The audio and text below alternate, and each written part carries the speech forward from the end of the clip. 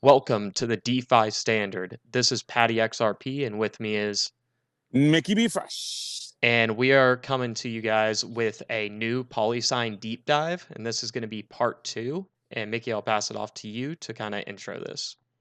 Sure. So it's been a little while since PolySign Part 1, and I was waiting for some more information to be released. And I would like to give thanks and credit to Darren Moore, who dug this up, interview with the CEO of PolySign, Jack McDonald, that was recorded roughly, 2 months ago, right before Standard Custody received their trust charter license in New York State. So maybe even less than that. It was a month or two ago. So it's very recent, and there's some really bombshell information in here that was very impressive. So let's dive into that, Patty, and we're going to go through this 3 separate clips. So we're going to go through the clips, and then we're going to discuss them afterwards, after each one. So let's get into it. All right, here we go.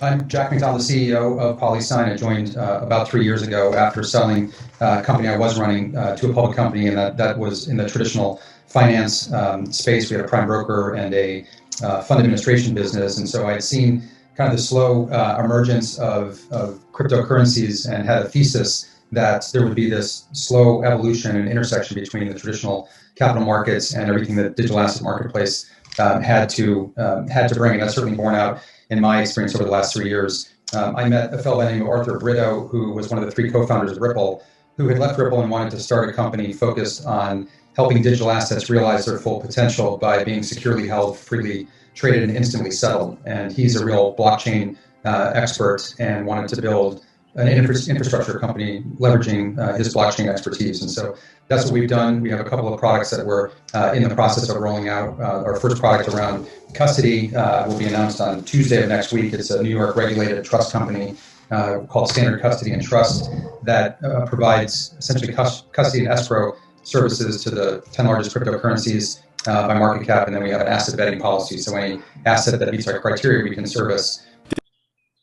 All right, and that will do it for the first video clip we have. A couple things for me, Mickey, that really stood out was, he talks about this slow intersection between the traditional financial markets and the crypto markets. And I think this is something I thought would be a lot faster, but just kind of hearing it from somebody that's been in both industries is very interesting. And it certainly has taken longer to evolve and intersect, like he's saying, than I originally thought. I agree, but now it's intersecting, and it's intersecting hard, and it's coming into collision course time. And what they are building here is basically a tunnel between the capital markets, not just the traditional markets, the capital markets, which is Wall Street, the hedge funds, the wealth managements, investment banks, trading of assets, commodities. So one thing that's the couple points I want to bring up here is that everyone should know Arthur Britto is the mystery man behind one of the co-founders of the XRP ledger with David Schwartz. So he is the founder of PolySign, and he left Ripple in around 2016 or so to build this private blockchain and platform, infrastructure platform, he says there, to bridge the capital markets, because these public blockchains alone are not capable. And this is the type of infrastructure that needs to be built, and it's taking them years. But it's so important what they're building. It's a game changer in ways that we can't even fathom yet, but we're going to explain some of it. So one of the things that he says here is that he has the background in the prime brokerages, and he comes from that world. So he has all the connections into that. So he mentions that standard one of their products. So see, PolySign is going to have multiple products and one platform, which is the private blockchain. So they're going to have custody and escrowing services for storing digital assets. That's one product he describes there. And in the next clips, he really goes into some of the things they're doing, and they are impressive. And let's get right to it, Patty. All right, here we go. We're also building a separate blockchain-enabled product called PolyNet, which is focusing on a broader transfer of wealth, and we're really focused there on bringing about instant atomic settlement between different counterparties who want to trade a very broad range of assets that can be digitized or non-digitized. And we think there's just massive opportunities to help bring greater efficiency to both the buy and the sell side. I think one of the things that differentiates us in the custody space is that we're the only custodian out there with a native blockchain to its core, and we do that to add another layer of security to our offering. There's also a lot of benefits from a regulatory compliance standpoint because of the immutable nature of what a blockchain provides, and we're able to store every aspect of an asset transfer onto the ledger. And so we've gotten very good feedback from the regulators, from the market on that, and very excited to be launching that business. All right. Well, two big things from that clip that I took out of it. One, that they have a blockchain underpinning their entire product offering. So, they can keep all the transaction records all the way down to a ledger level, which I believe will help with compliance immensely in their case. And then additionally, that they're really trying to go after this atomic settlement between all kinds of assets, which I think is like one of the ultimate goals or places that blockchain can go. Like, swapping between some, like, let's say a tokenized Tesla stock all the way over to maybe some interest bearing product in a real estate. Like, how do you get there? How do you make it liquid? How do you reduce the slippage? But they're trying to tackle all those things, and it's very interesting. Yes, absolutely. So they're building this basically smart contract platform that's going to allow for atomic settlement. And some of these things can't be done on the XRP ledger. So issuing of assets on a tokenized assets, regulated financial products to go with them, they could use these smart contract technologies, which the XRP ledger doesn't have, but they can still use XRP within all of these products and everything that they do on the PolySign PolyNet platform. But this is how you're going to tokenize these financial products, create different tokenized funds, and also issue digital securities and all types of other traditional capital markets products. But this is what is necessary for that. And now this is a blockchain. So no other, there is nothing else out there right now that has that. And it could tie then to the 10 different cryptocurrencies as well. Like you got your quarters and those. Basically, this is like a super version of quarter, quorum, and everything, but tied in with crypto too. And it's going to have like a reg chain built into it. So the regulatory compliance is all going to be there. And we'll listen to in the next video. But I really want to dive into this. This is basically, they're creating the platform for an exchanging of value of anything that's digitized, tokenized, and can represent value. We're talking about, like, say, digital commodities, gold, silver, but also renewable energy credits, carbon credits, other types of ESGs and SDGs, they call them, different type of green bonds. So this is a platform that's going to open up a tremendous amount of value, and it's going to be appealing to the capital markets. Because right now, all there is, when we say, oh, crypto custody, this is why I've been saying for the last year or two, but really in the last 6 to 8 months, PolySign is not just custody of crypto. Standard custody will have that service, but there's much more being built because they're building a infrastructure platform that will work with the public underlying blockchains. And that's the model here to bring in these institutions. They're not just going to go onto a public blockchain. So initially, Ripple's plan was to use the XRP ledger gateways and do it all, off the one ledger. But not everything's going to run on the ledger. That ideology out the window.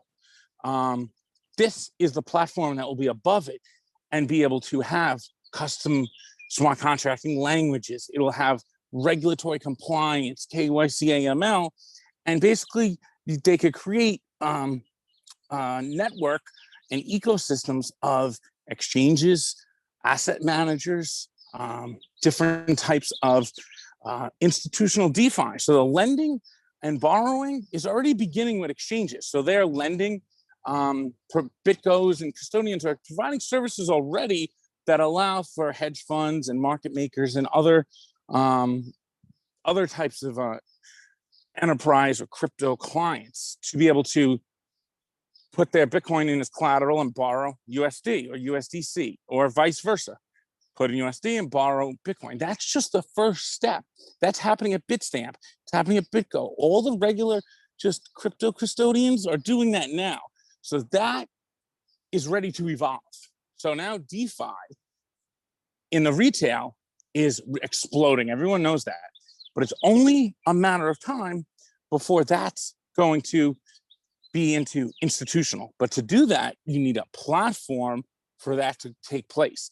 And this is why XRP is not going to be just a bridge currency. You need a supporting financial marketplace for different financial products and capital markets. It's not just XRP will bridge the world and that's all it'll be and it's going to be taken away from you. No, the PolySign even mentions in the next video how retail is involved in this too. So that will definitely crush any idea of the people thinking that, you know, XRP is not for you. It's made for the world. But what PolySign is building is the infrastructure that will be, I don't know if it's going to be a side chain or how it's going to actually work technical wise. They don't go into that. They just call it PolyNet. But it's integrated with 10 different of the top cryptocurrencies, public blockchains. So it's tied to the crypto markets. And now you have Cowen is the prime brokerages, asset manager, custodian. What else did they have? FX provider.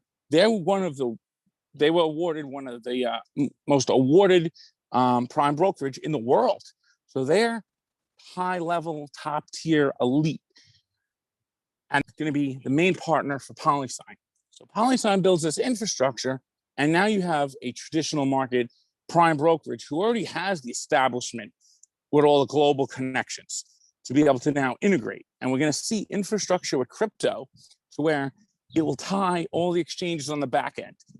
Hedge funds and institutionals, they're not opening accounts with Coinbase. They're not buying from Coinbase's order book. It's going to come from prime brokerages that have platforms on, say, PolySign, and settle the transactions actually on the blockchain of PolySign. So then you're utilizing the actual blockchain technology, the smart contracts. There's an immutable record. And Jack says that in the video. There's an immutable record. Right now, Coinbase, when they buy there, it's like legacy 1990s technology. It's all off-chain in their own little databases. There's all these glitches and all this stuff. It uses zero blockchain technology, zero smart contracts, nothing. So that model is not appealing to hedge funds and institutional markets. It's worse than the traditional markets. So we have this great technology, and now we're going to start seeing things traded. So tokenized assets are going to trade in this type of way. You could do atomic settlement between them. And that's one thing that like the XRP ledger is not able to do unless it goes through rippling and IOUs. This is the next tier up, but XRP could absolutely be used in different institutional DeFi products there and tied in with ODL. And this is why XRP is key in the business model for Ripple, because they could build all this stuff, but then they have their asset. You got XRP for all the liquidity to perfectly position in there. And they also have the line of credits. They could lend to boost the different products on there. It's pretty powerful what they're building here. I don't think it's really understood by the community at how massive the infrastructure they've built, and with RippleNet tied in, that once this thing does get clarity, it's going to explode. But it's not going to come from essential banks using and those type of things. It's going to be the forward-thinking crypto custodians, hedge funds, family offices, wealth managements, and others that want to get into this. It's not going to be your JPM or your Goldman Sachs or your Bank of America. They're not. That's not who is part of this. That news on all that stuff, it's not relevant. But I think there's going to be a custody network.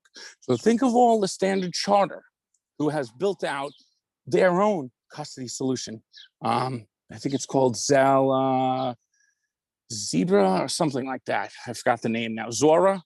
And then you have DBS Bank with their own crypto asset exchange. You got SBI with their massive. I'm going to do a video on that in the next few days or week, how they have their institutional SBI wallet. They have their digital asset management division, their digital securities division, digital crypto division. They have like 5 different divisions of SBI that are all doing different things on tokenization, issuing funds, insurance, wallets, KYC and AML. So they're going to all be part of this too. And then you got BlockSets, which is the infrastructure provider that SBI and Ripple invested into to build turnkey solutions so that they can just plug right in. So they're setting up all the necessary pieces for that convergence to happen, and just boom, when it's ready. It'll take time, but it's not going to happen with the current infrastructure. It would never happen. Grayscale is great. It's a trust, but what PolySign's building is next level. And there is regulatory compliant countries where this will begin. So Switzerland, Singapore, Japan. It is all 100% regulatory clarity for tokenization, issuing things, crypto funds, ETFs, digital securities. You're going to see that stuff exploding. It's going to come out of those countries. And then the US is going to have to catch up. So the big banks aren't going to be able to participate in this stuff. So we need to be looking towards the hedge funds, crypto conservative services providers, and CeFi. So like your Celsiuses, your blockchain.coms, your BlockFi, your Nexos, your Upholds even, your BitTrues, they're going to, and some of these tier 2 exchanges, they're going to change into the retail CeFi wallet providers that will then tie into what the institutional is building there too. It's not going to be a completely separate market. They will integrate retail there, and they'll just provide services to us. So it's just very powerful what they're building, and I'm very impressed. The fact that they sound like they're building an exchange.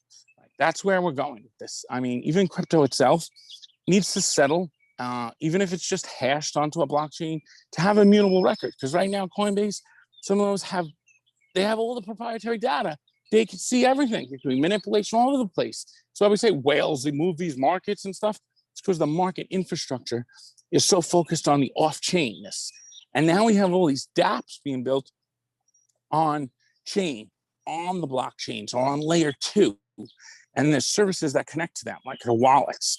And the same thing's going to happen on the institutional side, but they're not going to happen on all these exchanges. So I think the market infrastructure is going to be rapidly changing. So that's why I think the market cycles and these bear runs, forget about the past. That's over. We're going to be moving forward into a new era. And a lot of people are going to be shocked, and a lot of people are going to get left behind because they're not paying attention to what's going on right now. 99% of the coins are not going away. That is the biggest fallacy and mistake that's going around. I just think it's going to be looked back on as probably the worst prediction ever. We're going to have maybe 50 to 100 big platforms, smart contract platforms, but tokens and dApps and all things, there's going to be hundreds of thousands between the NFTs and the governance tokens. These things aren't going anywhere, people. So this is the institutional side coming. Yeah, there's endless use cases for tokens. I mean, even if it just makes a ecosystem run a little smoother, you can introduce a token. So yeah, like you're saying, those layer 2 dApp tokens, they can be used for anything. And I mean, each NFT is distinguishable from each other. So I mean, all of those are tokens, even if they're non-fungible. And then additionally, it's like you're saying, like the big banks aren't leading the way. I mean, they're massive. They have tons of value, sucked in them. They're slow to move. They can't be out here just pivoting left and right every day as the market changes. They kind of have to see how everything plays out and then stake their, claim in the future crypto markets. But it's very difficult for like a massive firm like Goldman Sachs, Bank of America, JP Morgan, Citibank, like you're saying, to kind of make this switch and lead the way. A lot of these more agile firms are able to pivot with the changes that are happening because we really don't know who's going to be the ultimate winners, at least on the layer one blockchains yet. So it'll be very interesting to see how PolySign plays a role in all that, and facilitating the transaction of value between a lot of different types of assets. And now moving into the final video clip we have of PolySign's CEO Jack McDonald. Here you guys go. The growing sense that there are other types of traditional assets that will benefit from tokenization over time, and that will benefit from the use of blockchain technology. And so it may not be a cryptocurrency, but it may be a tokenized interest in a real estate building, or a tokenized or fractionalized interest in a VC fund that trades more like a token on an exchange.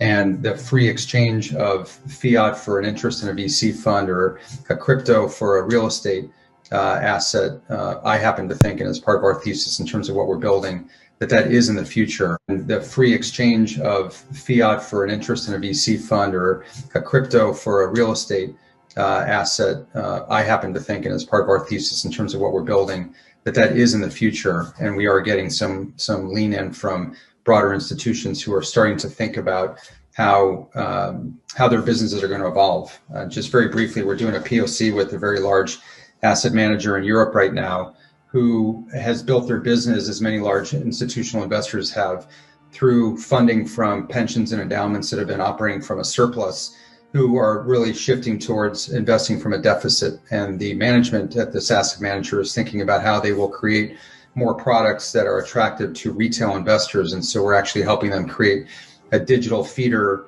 into a institutional open-ended real estate fund. And that digital feeder will trade on an exchange, create a digital feeder into a institutional open-ended real estate fund. And that digital feeder will trade on an exchange, and it lowers the investment bar for retail investors. It also adds liquidity to the equation that otherwise would keep a broader set of investors outside of those types of asset classes. So yeah, and so that might be one of my favorite, the best video clip that I've seen, because he's talking about how retail is important and it does play a role, because some of these large asset managers are starting to invest from a deficit. So they need new ways to create value and unlock value, which is what DeFi is all about. It's lowering the capital barriers to entry into financial markets. It allows people to act as liquidity providers, even if they just have $1,000.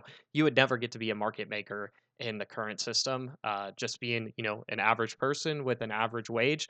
But now you can start utilizing your capital and putting it to work. And these bigger funds, kind of where the yield's coming from is starting to dry up. So they need to unlock more value and, have more ways for better value creation in the future. Because, we have this current traditional system that, it's pretty rocky right now, and there's not a lot of value creation. We have really low money velocity. So as these new types of products get made, the ability to atomically swap between some of the different asset types that Mr. McDonald was referring to there, it's going to be really important. So, it's almost like, not just an intersection of institutional and crypto, but also like how can they interact with retail now, and we can kind of all work together to drive this value creation. But Mickey, I'll pass it off to you here for the rest of the take on that one. No, that's well said. I totally agree with that. And it's about unlocking value. I mean, that's Flair's, thesis too. So PolySign's is unlocking value as well. And how do you, the yield is drying up, like you said. So real estate tokenization seems to be one Ripple and PolySign they keep talking about. And now they're going to involve, it sounded like that the feeder that retail would be able to invest in this, and it'll be like some kind of token that will trade around in a market, say an automated market liquidity pool. So we're going to see more of those things, less order book trading, and more just DeFi style, where it's an automated market maker. You just swap in and you swap out on the other side. That's where we're going with all these type of financial products. There will have to be prices, there will be some order books, but we're going to this atomic swap model. So when Patty says atomic swap, what does that mean? It means there's a liquidity pool that there's liquidity providers putting liquidity in there on both sides. And there's someone who wants to atomically swap from one to the other. So they go into the pool, they swap from this asset to that asset. And this is where XRP, you say, is a bridge currency. It's going to be the one they're trying to put in all the pools. So you don't need to create a million pools between everything. But USD and fiat still plays a role because tokenized assets are going to want to be purchased with dollars from especially capital markets. So they're not going to be trading against XRP. XRP fits in there when it comes to fiat currencies, because not every fiat currency could have a liquidity pool against each other. That's a mess. But I feel like that's what JP Morgan consensus could try to push. So a lot of people are like, oh, there's no magic way to go between two currencies. I'm like, no, there is a way. It's called a liquidity pool. But you don't need like thousands of them if you're going to recreate the FX market. Now, they're slotting XRP in here. So by doing that, it's going to have such an advantage. And this is what I try to really get across to everyone. And this is why I'm so bullish and why I see the high prices. I see the high potential value, not because the central banks are going to choose to use it, not because it's going to be deemed the world currency. That's all nonsense conspiracy garbage. Sorry, but it is. The real way, in my opinion, it's not financial advice, is that XRP is going to be positioned in these new types of tokenized financial ecosystems and marketplaces alongside its ODL. So as it's there with liquidity, you build it up with ODL, you get it in its corridors, get its pairing in the FX market, which is what they want to go after, but then you start lending it. Now it starts gaining a marketplace. We can pay interest on it, and different financial products can be created. This tokenization is big. That's the way that the central banks are going to realize, and the governments, that how they unlock the value and get away from the debt-based fiat system. It's coming. They're just not there yet to realize it. And this is why I say CBDCs are not happening anytime soon. China's doing it. They're going to keep talking about it. But this innovation is going to come first with tokenizing of assets, of funds, and crypto DeFi, creating new financial products that will offer yield. They'll offer new financial products that we can't think of right now because the composability is going to be so easy, like Lego blocks, and you could atomically settle and verify all these things. So you could build the regulatory compliance right into the transaction end to end. And the regulators are going to have to, they're going to eventually get there. I mean, it's just a matter of time. It's just they're slow. There's no they're not going to be able to squeeze the framework in. And we're heading in this direction. Japan has already approved all this stuff. So, eventually the UK will too. So Japan's kind of ground zero, Singapore and Switzerland. Those three countries, we will see a takeoff. Germany's pretty ahead too. Luxembourg is good to go on security tokens. I think Ireland just did as well. Canada's really thinking hard about how their CBDC needs to have smart contracts. You can't create a CBDC. Smart contracts should be absolutely part of the conversation. The other thing here is digital identity with global ID and things like that. That has to be integrated into any of these future CBDCs and everything. So we're not even close with that yet. So I think the focus should be really more on DeFi's involvement, Ripple's ODL, PolySign, and tokenization. Sologenic's doing the tokenization. So they could be involved in this. I mean, they're literally setting up so that we could own shares of Tesla's stock and different things. That's going to be there. So PolySign's platform might have multiple different applications built on top of it, some for retail even, some for institutional. I think many of Ripple's partners are going to build applications around that platform. So it's going to be probably not owned by necessarily anyone if it's PolyNet, but I don't want to speculate here too much. But it's a platform, and it will allow multiple application ecosystems. And once you start getting composability, there won't be any more monopoly and rent takers where they have to sit in the middle and be these intermediaries like the clearinghouses and depositories.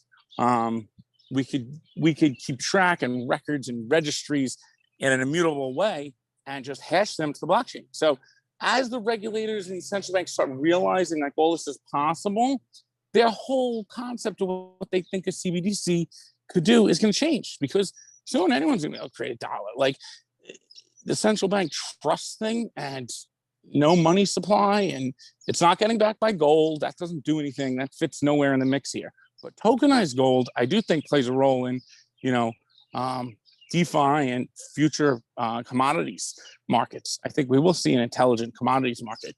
So now I wanted to move into, Patty, some connections here that we found between PolySign's strategic partner who invested, was it 25 million of the 50 million into PolySign, Cowen, and they're a digital wealth management and prime brokerage.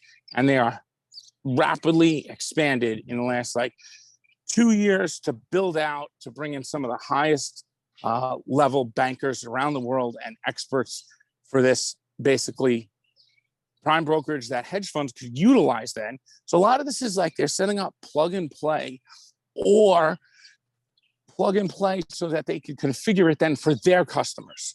So we have different tiers here. So it's not like banks use things, banks build things for their customers. Same go for these wealth management. There could be family offices and hedge funds, then they have customers. So you have to build something for them so then they could offer to their customers. And PolySign's the infrastructure level, RippleNet, infrastructure level. And then the apps get built on them, and then products get built for their customers. So all that's what has to be built here. It's not you just throw it on a blockchain. I mean, DeFi, you interact directly with. So that's where I think we're going with this, and we have to understand that, and we have to get away from this whole, oh, banks can use XRP. The banks never going to use XRP like that. They don't. It's the applications that they build and services, and I don't still think that they're the prime market. I do think that we'll see fintechs and your PayPals and other type of like tech companies start to create new business models. So we're at a point where new business models will be created, and that's exciting. Absolutely. So the last connection I want to bring here is, so can you bring up the article with Chris Larson and New York? Yeah, we got the tweet from them right digital here. Yeah. Okay. So this was on what day was this? This was last year. So this was September 22nd of last year. Yeah. And so it Okay. says, so this has to do with Chris Larson moving about 500 million of his XRP. And he put out a tweet that said, as some of you may have noticed, I moved an XRP wallet to NYDIG. I've known the founders for a while and impressed by their security and top-notch institutional standards. This is truly custody 2.0. Really want to highlight that, custody 2.0. So that's kind of, his reasoning behind him moving all of that XRP over to them. But they do have some ties in with what's called Cowen. Cowen, yes. So PolySign, like Standard Custody is going to have their own, custody solution for corporates, maybe more towards Ripple or for whatever their business model is. But PolySign, the platform, is a platform for other custodians too. And it looks like this NYDIG is built on a lot of PolySign's technology and some of their, proprietary stuff that you don't even know. They're white labeled into these custodians already. And they've been using it probably for the last 2 or 3 years, setting it up in time. And that's the key management and all the special cryptography and all those other things that are technical, but they make a world of difference. The tie-ins with Cowen International here. It's not Cowen International. Cowen Prime Brokerage is international. So let's show these people. Yep, I'm going to pull those up here. Ben Lowski is also on the board of directors of NYDIG too, by the way. Yes. So these are the first two we got pulled up, Mickey. So we have Douglas Rediker and Lawrence Leibowitz, who are both independent directors. And so kind of what some of their background is going to be Lawrence Leibowitz is the director. So he used to be director of NYDIG Trust and NYDIG Execution Services, which is a custodian and broker for digital currencies that is regulated by New York Department of Finance. Additionally, he was vice chairman of XCHG, Expansive and Intelligent Commodities Exchange, focusing on renewable energy. So, like, this is somebody that is one of the heads at Cowen, and we know that they're involved with PolySign now, like we've been talking about here. And then Yeah. additionally, we have Douglas Redeker, who is also an independent director. So he was a member of the executive board of the International Monetary Fund, representing the United States. He also was a senior investment banker and private equity investor at Solomon Brothers, Merrill Lynch, and Lehman Brothers. So those are some like really, really big names in banking. Solomon and Lehman are both gone, funny enough, and I'm pretty sure Merrill Lynch got absorbed. I can't remember by which bank. But additionally, he's part of Bank the of America. Bank of America. There we go. Brookings Institution. He was a member of the World Economic Forum, Global Future Council on Geopolitics, U.S. Council on Foreign Relations, former member executive board. Oh, yeah, that's what we said, of the International Monetary Fund. So, I mean, these two guys are, they have a lot of connections. They've been around the block in a lot of different, different firms over the years. So they have a lot of knowledge, and that's going to be tying in with what PolySign is doing. Well, Lipowitz is the vice chairman of NYDIG. So that's that connection there, that direct link from, why Larson, he knew the founders already, but Cowen obviously is tied into PolySign and into NYDIG. So they're all together here. There's not just one custodian. I'm sure there's many others on the platform that they're building, because it's the only blockchain for custody of crypto. There's nothing else out there that's built on blockchain at all. Yeah, and I think that is going to be a big sticking point in the future, whenever we kind of see PolySign even roll out farther than they have so far. But I'll also bring up the other member of the board that we had here. So this is Margaret Poster, and she was chief operating officer at Wilkie Farr and Gallagher, and prior to that, she's had many roles as CFO, and so she kind of does audit, compensation, and corporate governance. But she's kind of the regulation, kind of business type side of this, rather than directly into financial markets. So that's interesting. And then So can we additionally, just you had someone else can we there. just say who Wilkie Farr Yes, and go ahead, Gallagher Mickey. is, so everyone just knows they represent Ripple. At law, they're a law firm that represents Ripple, and Chris Giancarlo is a attorney currently at Wilkie Gallagher and Farr, and also I'm not sure if Grunfest was too, but I know Chris Giancarlo is, and they are. Ripple is a client of theirs directly. So that's just important to note. That's a direct tie. No, I'm glad you threw that in there because, these people, it's all about the connections they have in this instance, since we don't have as much information to go off on PolySign, other than those clips pretty much and some of the other work Mickey's done in the past. But additionally, I'll just pull up here Benjamin Losky. So he is head of regulatory affairs at NYDIG. So they have tie-ins with him as well. Correct, Mickey? Yeah, he was on Ripple's board. He's not currently at the moment. The board of directors bounces around depending on the needs. Yeah. Sometimes you got to make room for the former treasurer of the United States. So definitely a lot of tie-ins here. But you see how PolySign, what they were building in Arthur Britto, and how they brought together. And then there's the BNY Mellon connection. Yes, so that's a big I one. know DAI, that's a huge one in all this. So that's like the big custodian that's tied in with PolySign. We have Keeney, what is his name? Keeney, who is the vice chairman of BNY Mellon. He was in charge of all the tens of trillions of dollars under asset management.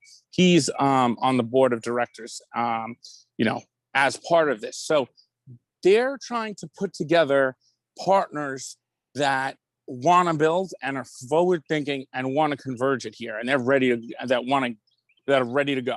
Their target market is like the hedge funds, the family offices, the pension funds, high net worth individuals, family offices, universities, endowments. That's who's going to probably come in first. It's not going to be your commercial banks. Like that's, just media headlines. All right, here. But there's 114 crypto custodians that have come up in the last 8 months. So forget these exchanges. And I know the thing is that I know we want to all look at price and the thing. And I don't talk about price too much because I'm like, I'm not here for the short term. Yes, I want profits, but I'm here for the long term. After seeing everything that's being built, people get all upset over 60-day delay on the thing. Relax, people, chill out. Like, Twitter. It's like Twitter's an emotional basket case sometimes, just as a collective, the community. We have to stay strapped in, stay focused, know what's being built. It's not just about knowing what you own; it's knowing what's being built for what you own. All right, and how XRP is going to gain in value, and where's the role it plays. And it's not just about the underlying blockchains, about kill Ethereum, and this is going to be that.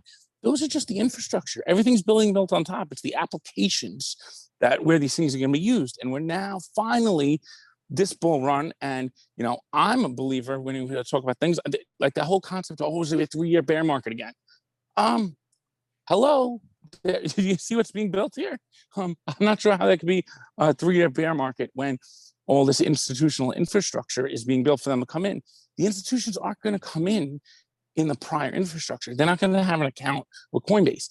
And here's another last thing I'll point out that I believe is going to be different for the institutions. They don't want to have their assets just in one wallet with Coinbase. They want their own segregated accounts. And I believe what PolySign's able to do is segregate the accounts from the wallets of the custodian, but still maintain the security and the level of regulatory compliance and extreme security where they still then have access to their funds to move or their assets without having to trust just the custodian. So they're able to, really open up the abilities of what products and services will be able to be built by these CFIs and these different mobile. We're going digital, so a lot of the stuff you're gonna have to have really good mobile, and that's the authentication and all this. They're not going to be storing their private keys on nano ledgers, but at the same time, they just don't want their asset sitting in a vault in cold storage anymore. With all these DeFi products, you're going to put your assets to work and to yield, and that's where we're going with this. And once we bring in tokenized assets with DeFi, it's game over. It's going to explode. Like, what if you could take that real estate tokenization thing he was talking about in the video, and then you use and put that up as collateral? Well, what happens when you put NFTs up as collateral? What's when you can put up liquidity tokens as collateral, and they expand on the functionality of these things, combining the functions of NFTs and rights with utility tokens. So I'm just like adamantly going to continue to say the 99% of tokens are going to go away thing probably is the most wrong thing possibly being spread in the crypto world and community right now. It's so far from what's going on in the wrong direction. And I think the CBDC thing's not happening for a little while. We might see like UBI and they send it directly to your wallet and they're still working on it. But if the US is going to win here, it's not going to be them controlling it. We need to go to an open system because we're not going to be able to compete with China or Europe either is not going to be able to compete with China if they try to make it a controlling system. They're going to just be the ultimate control. So we should do it the way the internet, and hopefully I think the US is going to realize an open system that's not as controlled is the only way you could counter something from like China, where they're going to have full control. So they're still obsessed with the world reserve currency thing. So as long as the US is continuing, Congress keeps talking about that. And I just watched the financial committee meeting, a little of it, and they're talking about how to keep the reserve status. They're losing that anyway. So at some point here with the digital dollar, it's going to happen. But the problem is, how do we have tokenization, Patty, without a fiat token tokenized asset. You can't trade tokenized assets against fiat. You need it in a token form, at least, to be able to be linked to a blockchain. And I think, a lot of these will be settled and stored off ledger onto like PolySign's blockchain. So even though they could use XRP and all this, it just happens on PolySign's blockchain. So not everything's going to run over the ledger. You're not going to see any of it, any of the stuff that goes on there. But I'm not sure if PolySign's a private chain. I would think it's probably a special customized private side chain of the XRP ledger. I mean, that's my guess. It could have like multiple side chains, a cluster of them for interoperability with like Corda and Quorum and those other enterprise blockchains. But you notice how those have not gained any adoption in the 5 years. All that hype and nothing. Oh, all these banks are going to use Corda. That was the biggest media hype garbage last year. It was like just a basic reconciliation app. The thing is, there's no marketplace because the big banks are the slowest movers. So R3 got caught trying to focus on the big banks, the slowest to move, but they'll get there. But the ones who are going to move are the hedge funds. The ones now we're hitting inflation. We're hitting no yield. As soon as the securities market, stock market's not going to go forever, they're going to be looking to digital assets. But even corporate treasuries, I think it's important here because why just hold Bitcoin when I cannot why don't I put my Bitcoin to work? So you will see funds that will be developed that will then aggregate those assets in DeFi and use and deploy them so that the actual investors don't have to do it themselves. They just invest in the fund deploys them, and it does all the things on the back end. That's kind of like what Celsius does, BlockFi is going to do, Nexo. That's the route we're going. It's already happening. So they're going to follow how retail DeFi started. So I think that's why DeFi is front and center, the single most important thing right now in crypto. Like it is. I mean, it's just very immature, but that's what's going to throw all the central banks, CBDCs for a whole loop. And we haven't even touched on smart contracts yet. Like PolySign's going to be able to do things with smart contracts outside of blockchains. And you don't need to be on Ethereum to do that or be on Cardano to do that. This could all use XRP. This is like the evolution of Codex, basically. All right. This is the same vision they've always had. You're like, oh, Codex, this is what PolySign is. This is it. It's going to have all the capabilities there. You're going to need data inputting too. So oracles, price feeds, like there's a massive infrastructure that comes with this. But it seems to be built for like prime brokerages, custodians. So there's a crypto side. And I feel like then there's like the tokenization focused on capital markets. And I feel like we're going to get some, news soon of PolySign's products, but there's going to be multiple. It's not just, hey, cold storage. I hope they come out with a retail, personally, what I would like to see, Patty, I don't know if you agree, but I would like to see a institutional grade multi-chain wallet that's attached to your identity and has a pay string and that I could utilize in DeFi services and also to trade assets and connect to all different dApps. Like for retail, though, I think that's where we're ultimately headed because, we want the decentralization of the blockchains and of the dApps and the DeFi yield, but the front end service side, I think we could kind of get the hybrid there where we could get that regulated thing. We could have KYC and AML, and we could get privacy too. So self-sovereign identity is a good thing. Once that gets into crypto, we're going to see an even explosion because they're not coming in the big money until that happens. So that Wild West black market gray area thing is going to end. And this is why Flare is positioning itself from the beginning to be, they're not late to the game. People are like, I saw a couple people on tweet, oh, they're late to this. I'm like, no, they're early still, but coming in and building the infrastructure right from the beginning. And that's, I think, what Flare has an advantage too. But I think that's all I'm going to say on PolySign there. We'll continue to cover it. I'm fascinated by it. I've always thought Britto has had this in the plans. Him and Schwartz, what they said they designed, was he's so excited about it. So it's coming soon, but I think there's a component of it that is going to affect retail. And then we'll see the tie-in with when we see the tie-in with DeFi and then institutional, it's game over. For basically, it's all coming in eventually. Then the money will just, it's the yield. Look at your bank account. I saw Darren Moore posted a screenshot of his bank yield. It's 0.1% yield or 0.11. So they raised it. And it's like, seriously, like even right now in DeFi, everything's like 7% or more. And you could compound it. I mean, like as a 25-year-old, I've literally never kept money in my savings account other than the minimum amount that my bank requires for me not to have to pay them to have a bank account there. So, that's what I think a lot of young people are coming from. And, for people that have been around a long time, that inflation is outpacing your money that's sitting in a bank account. So like, you know, the buck's got to stop somewhere, and we're seeing inflation pick up to 5-6% in the last month.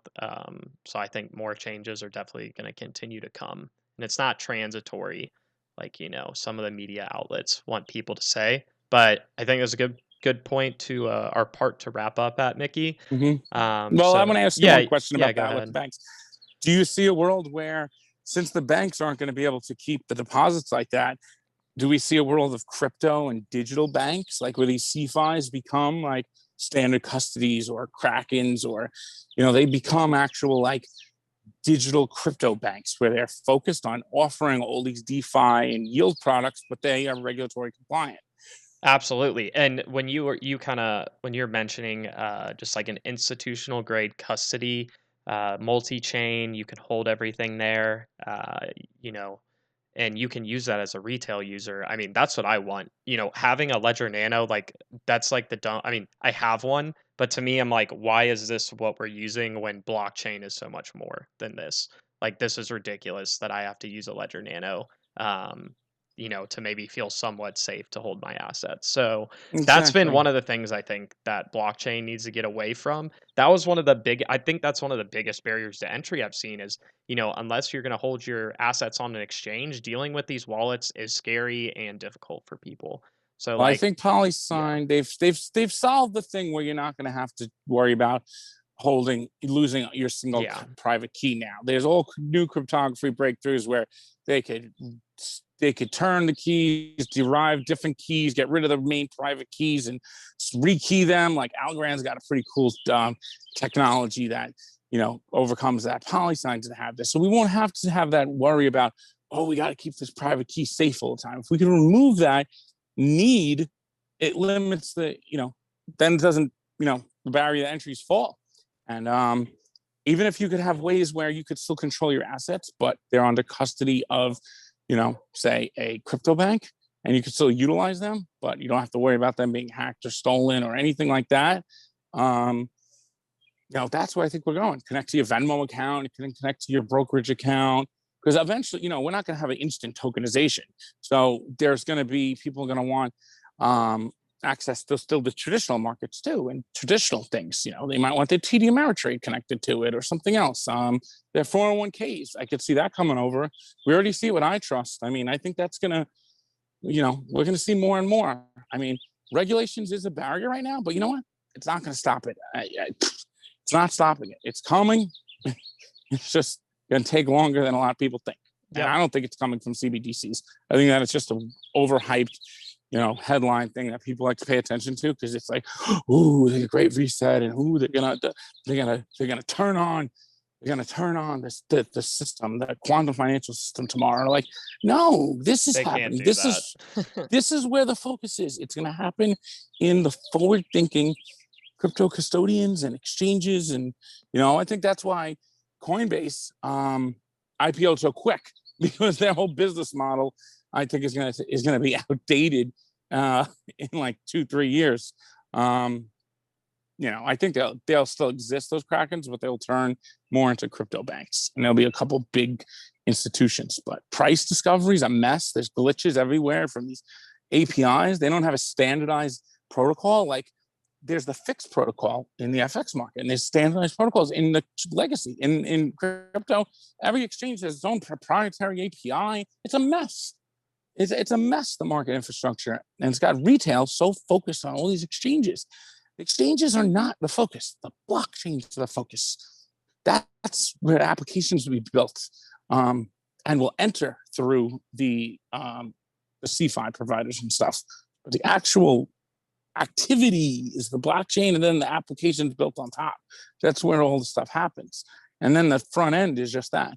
But we've been used to this trading and all this swing and speculativeness, but these apps are going to get us away from that. And it's already starting with DeFi. It's just that DeFi right now is still, not mature enough for most people. And I agree. There's not many chains that it's usable. I think Flare is going to be one of the first to where it's going to be the most user friendly, and where you could actually make yield and do it in a way that you don't have to be a coder or have hundreds of thousands of dollars.